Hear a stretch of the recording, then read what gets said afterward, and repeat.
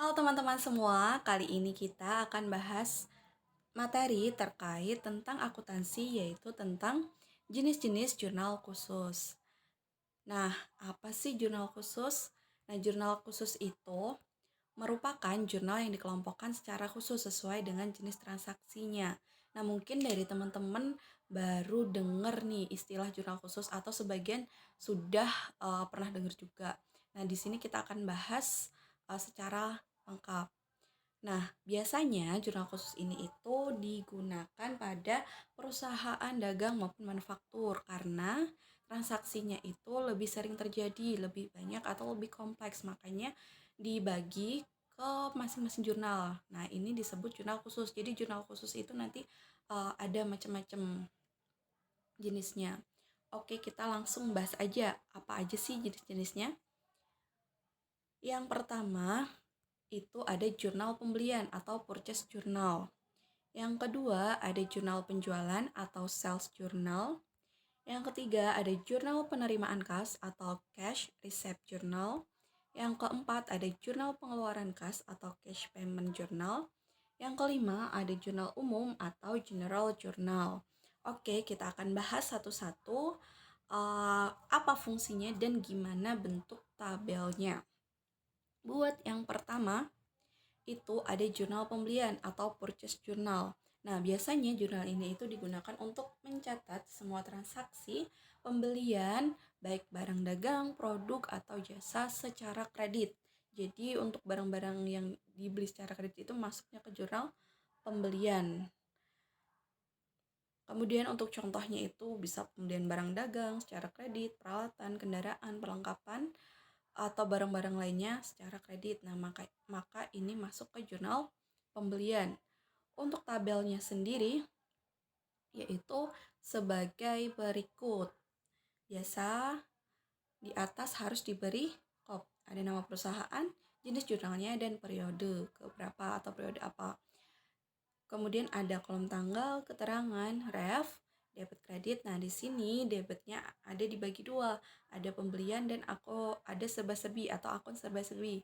Nah, untuk pembelian sendiri itu biasanya digunakan untuk mencatat nominal atas pembelian barang dagang. Kemudian untuk serba-serbi digunakan untuk mencatat selain transaksi pembelian barang dagang. Nah, contohnya apa? Misal beli peralatan, perlengkapan, berarti nanti masuk ke kolom debit yang bagian akun. Akunnya peralatan, perlengkapan, dan sebagainya. Nah, kemudian kreditnya itu utang dagang. Kenapa? Karena tadi kan jurnal pembelian, kuncinya yaitu pembelian secara kredit. Maka itu nanti masuk ke jurnal pembelian. Makanya kreditnya utang dagang. Terus yang kedua itu ada jurnal penjualan atau sales journal.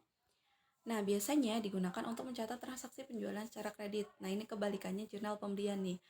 Kalau pembelian tadi pembelian secara kredit, kalau ini penjualan secara kredit. Untuk contohnya itu bisa menjual barang dagang secara kredit, kendaraan secara kredit, peralatan secara kredit, dan sebagainya. Untuk tabelnya sendiri, tabel jurnal penjualan itu sebagai berikut. Ada kolom tanggal, nomor faktur, keterangan, ref, syarat pembayaran, piutang, ada kolom piutang dagang debit, penjualan kredit. Nah, di sini aku akan jelasin yang pertama yaitu terkait syarat pembayaran. Apa sih itu?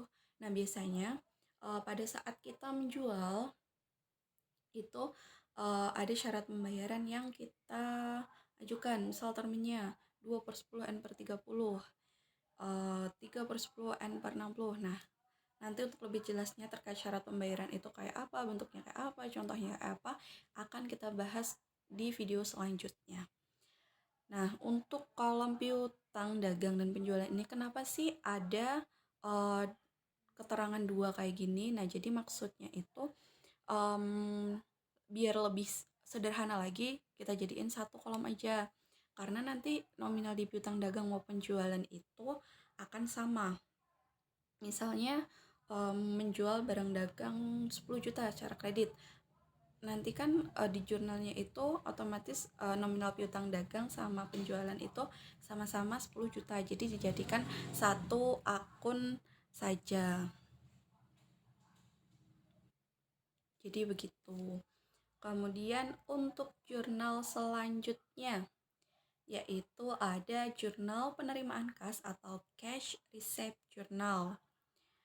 Nah, untuk jurnal ini itu fungsinya adalah mencatat semua transaksi penerimaan uang atau kas dari berbagai sumber pemasukan.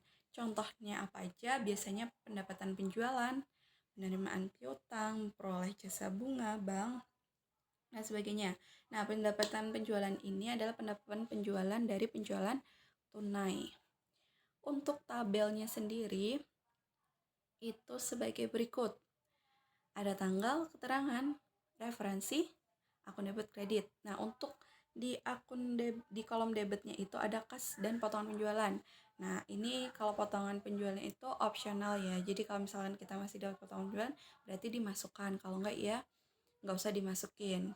Terus untuk kolom kredit itu ada piutang dagang, biasanya digunakan untuk mencatat transaksi penerimaan piutang.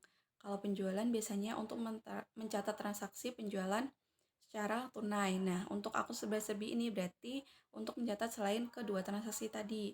Contohnya adalah misal mendapat komisi atau mendapat jasa bunga dari bank. Masuknya ke akun serba-serbi. Oke, untuk selanjutnya yaitu ada jurnal pengeluaran kas atau cash payment journal. Nah, digunakan untuk mencatat semua transaksi pengeluaran uang atau kas untuk berbagai macam biaya, beban, barang, dan sebagainya. Nah, contohnya yaitu untuk membayar listrik, air, telepon, biaya pemeliharaan, membayar hutang, membeli peralatan, perlengkapan yang secara tunai, dan sebagainya. Nah, untuk tabelnya sendiri yaitu sebagai berikut. Nah, yang berbeda di sini adalah di kolom debit dan kreditnya. Kalau di debitnya itu ada utang, pembelian, dan akun lainnya. Nah, utang ini biasanya digunakan untuk mencatat transaksi pembayaran hutang. Kalau pembelian untuk mencatat transaksi pembelian secara tunai. Kemudian untuk akun lainnya berarti selain dua transaksi itu. Contohnya membeli peralatan, perlengkapan, dan sebagainya. Nah, untuk kreditnya otomatis kas dan ada potongan pembelian jika ada. Kemudian yang terakhir, yang kelima, yaitu ada jurnal umum atau general journal. Nah, jurnal umum ini kalau di jurnal khusus itu fungsinya agak berbeda. Jadi hanya untuk mencatat beberapa transaksi saja, di mana transaksi yang dicatat itu yang tidak terdapat pada keempat jurnal tadi. Nah, contohnya apa? Yaitu transaksi retur pembelian atas pembelian kredit, retur penjualan atas penjualan kredit, dan sebagainya. Nah, untuk tabelnya sendiri itu sama kayak jurnal umum yang biasanya kita pakai. Ada tanggal, nomor bukti, akun atau keterangan, referensi debit kredit. Nah, penggunaannya sama, cuman jenis transaksinya aja yang berbeda yang dimasukkan ke jurnal umum. Oke, kita udah bahas kelima jurnal khusus. Jika teman-teman masih ada yang bingung atau masih ada pertanyaan, silakan chat di kolom komentar. Nanti akan aku balas satu-satu. Oke, terima kasih. Sampai jumpa di soal berikutnya.